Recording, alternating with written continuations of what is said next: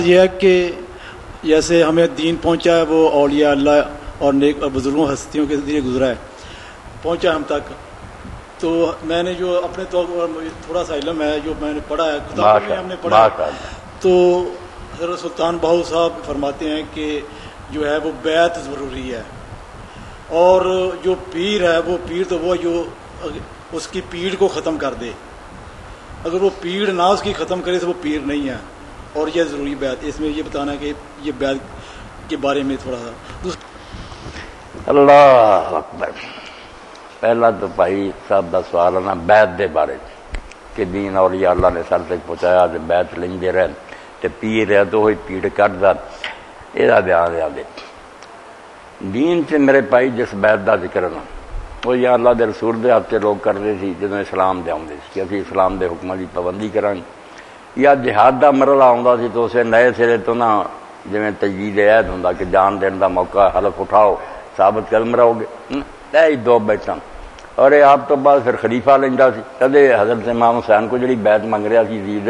وہ کوئی پیری مریدی تھوڑو سی، پیر اگر پھڑن کا قصہ ہوتا یزید آپ آ کے بیعت کرتا تو پیر تے تو ہی رولا سی حکومت کا کہ میں حق میں وقت میری بیعت کر، اس وے نو سمجھو تسی حلف وفاداری آندے جے نا، یہ عربی زبان چوتھ آف ریلیجنس جڑا یہ نام ہے بیعت، کہ حاکم جو نواں آوے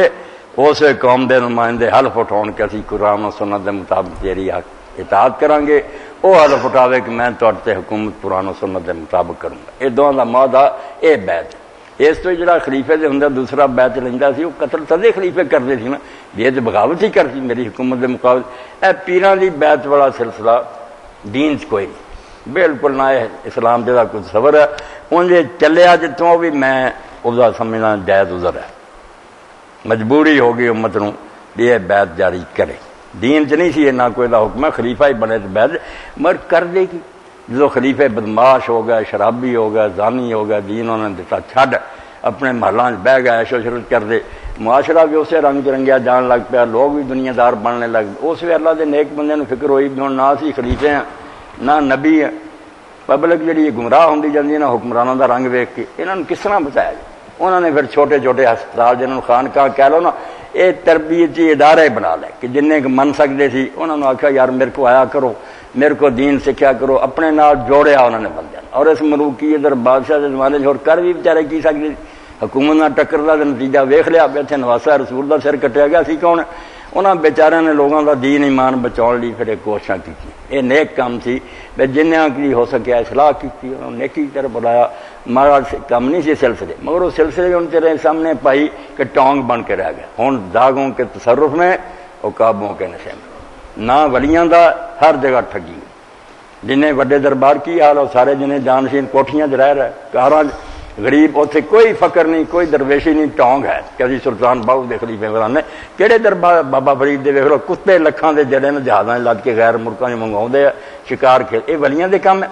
وہ ادارہ نہ وہی ہے، گل کوئی نہیں رہی۔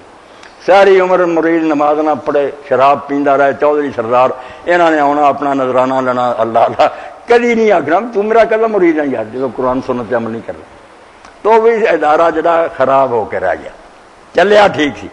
کہ اس زمانے مجبوری کے طور سی بھی چھوٹی چھوٹی جماعتیں جی ہوں تنظیمیں کہہ لیں اسی تحریک یہ ہوئی سی بالکل کہ مرشداں نے مرشد کا مطلب رہنمائی کرنا، کچھ لوگوں نے اپنے نہ جوڑیا، انہوں کی اصلاح کی کوشش کی،